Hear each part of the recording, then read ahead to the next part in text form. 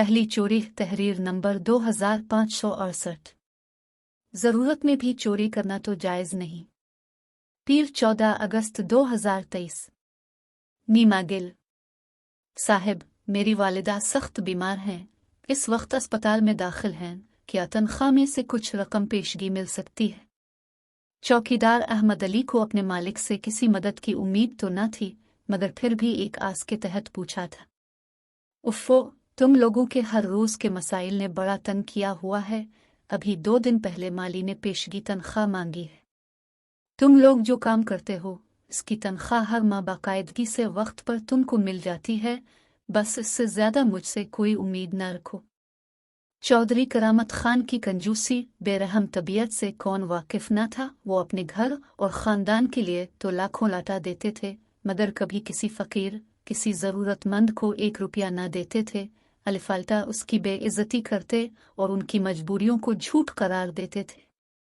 अहमद अली बोझल दिल से वापस गेट पर अपनी ड्यूटी देने आया तो माली बाग की सफाई कर रहा था। इसे देखकर उसके पास आया। क्या हुआ? नहीं दिए ना मालिक ने तुमको भी पैसे? नहीं भाई, बहुत ज़रूरत थी। पता नहीं अब क्या होगा, अम्मा अस्पताल में हैं और मुझे भी सख्त ज़रूरत थी। बेटे की स्कूल की फ़ीस देनी थी और मकान की छत गिर गई थी, फौरी मुरम्मत करनी थी। फिर क्या हुआ? अहमद ने पूछा। कुछ नहीं हुआ, बच्चे को स्कूल से निकाल दिया गया। ओह! अहमद का दिल मज़ीद दुख गया। हम गरीब मजबूर लोग क्या कर सकते हैं, वो मायूसी से बोला। चोरी? माली ने फैसला कुन अंदाज में आहिस्तगी से कहा। चोरी? अहमद चौंका। हाँ, चोरी। मैंने फैसला कर लिया है, बाकी तुम्हारी मर्जी है। साथ दो आना दो। कल सुबह करामत खान अपने घर वालों के साथ 2 दिन के लिए दूसरे शहर जा रहा है। फिर? अहमद का दिल धक धक करने लगा। फिर क्या? मैं दरवाजे का शीशा तोड़कर अंदर जाऊंगा और वो 4 चीजें अलिफाटे लूंगा। उनके घर की मामूली चीज भी हजारों में बकेगी। मुझे लालच नहीं, सिर्फ जरूरत पूरी करनी है। तुम्हारी इस वक्त ड्यूटी ना होगी। इतनी मेहरबानी करना कि अगर साथ ना दो तो बस चुप रहना, और अगर तुम्हें भी आना हो तो कल सुबह फजर से पहले घर के पीछे पहुंच जाना। माली इतना कहकर तेजी से अपना काम करने चला गया, मगर अहमद का दिमाग सुन हो गया था। रात को बंगले की ड्यूटी खत्म करते ही वो सीधा अस्पताल पहुंचा, जहां उसकी बीमार मां को दवाओं की सख्त जरूरत थी और उसकी जेब में कुछ भी न था। क्या हुआ? मालिक ने कुछ पैसे दिए? इसकी बीवी ने बड़ी उम्मीद से पूछा। उसने इनकार में सर हिला दिया। मगर कल जरूर पैसे मिल जाएंगे, वो यकीन से बोला। सुबह होने में अभी कुछ देर थी। माली वारदात करने बंगले पर पहुंचा तो उसे अहमद अली को वहां देखकर बड़ी हैरत हुई। अरे तुम तो बहुत ईमानदार और वफादार इंसान हो। मुझे अंदाजा नहीं था कि तुम आ जाओगे। बस मजबूरी और ज़रूरत ही वफादारी का इम्तिहान होती है, वो दुख से बोला। अच्छा ये बताओ करना क्या है? पहले तो दीवार फांद कर अंदर जाते हैं। ठीक है।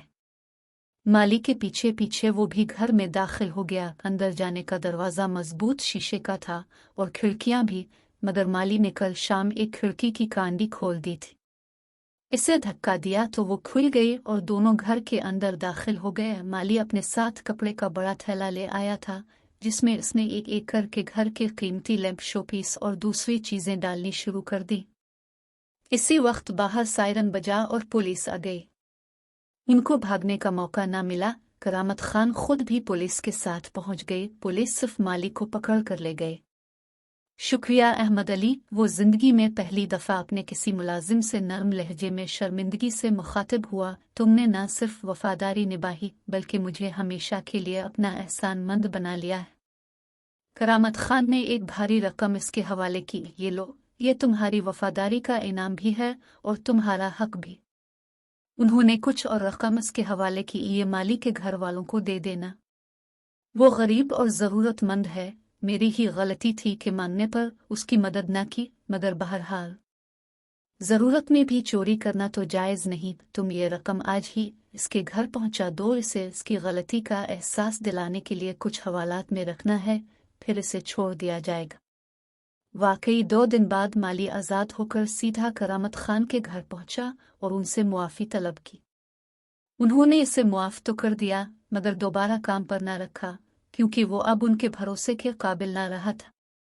इस वाक़ये के बाद अहमद अली ने करामत खान को बिल्कुल बदला हुआ पाया। वो अपने तमाम मुलाज़मीन की ज़रूरत का हर मुमकिन ख्याल रखते, उनकी माली मदद करते रहते। अब उनका रवैया गरीब लोगों से बदल गया और इस सबब अल्लाह ने उनके कारोबार में बहुत तरक्की दी।